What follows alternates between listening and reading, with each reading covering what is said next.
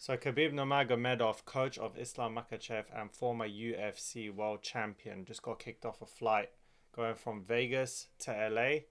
Let's take a look at the footage. And now you guys, because this woman don't understand what she's talking about. Okay, so what we're going to do is we're either going to have you switch your seat because my flight attendants are not allowing you to sit in the exit row, or you're going to have to get off this plane and then we'll have to leave.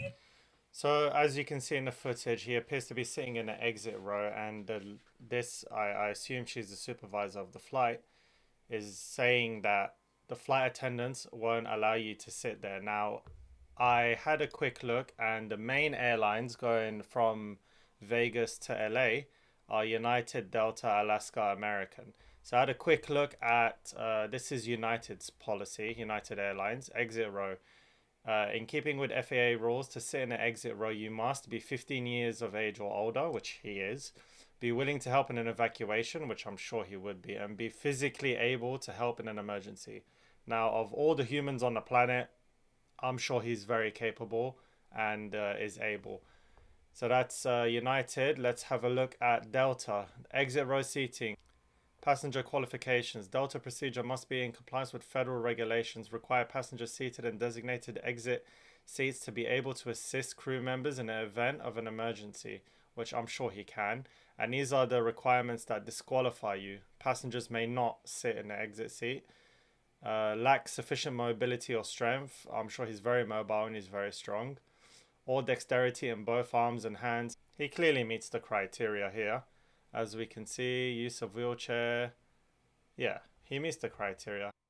Because they're not comfortable with sitting in the emergency exit. My flight attendants. And unfortunately, it is fair. It's not fair. Yes, it is. But you guys, when I was making check-in, they asked me, do I know English? Yes, I said. And they said yes. I understand that, but it's also off of their judgment. I'm not.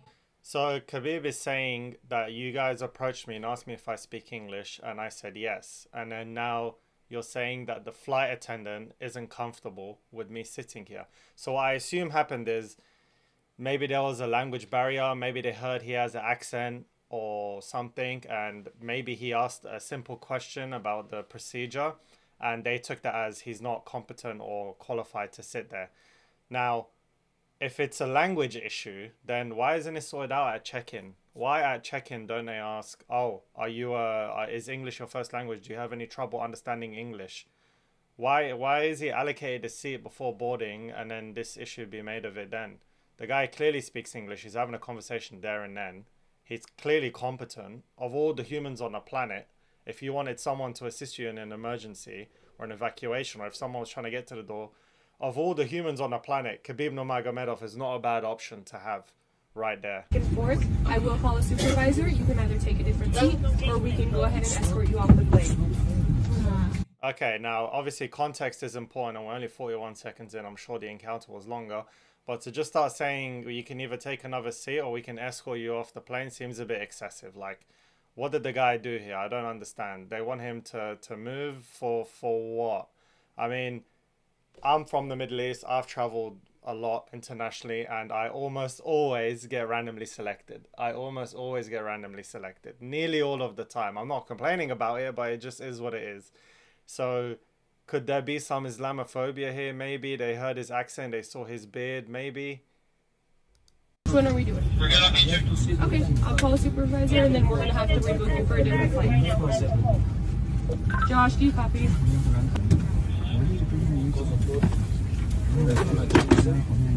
Correct.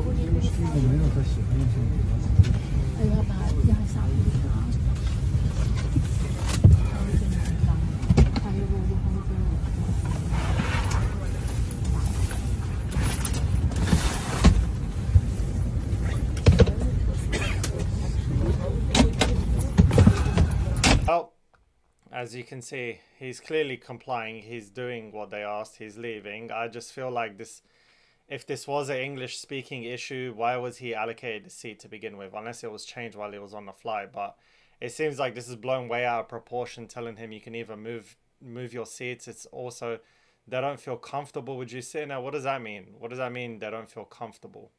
They asked him if he speaks English. He obviously spoke to them in English. What does it matter if why is it if they feel comfortable or not? And if that's the case, they could have just clearly explained it to him. But look, this is raw. This just happened a few hours ago. In my opinion, This is number one bullshit. like I said, I feel like this could have been handled much better by whatever that airline is. The guy, English isn't his first language, but he speaks pretty much fluently now.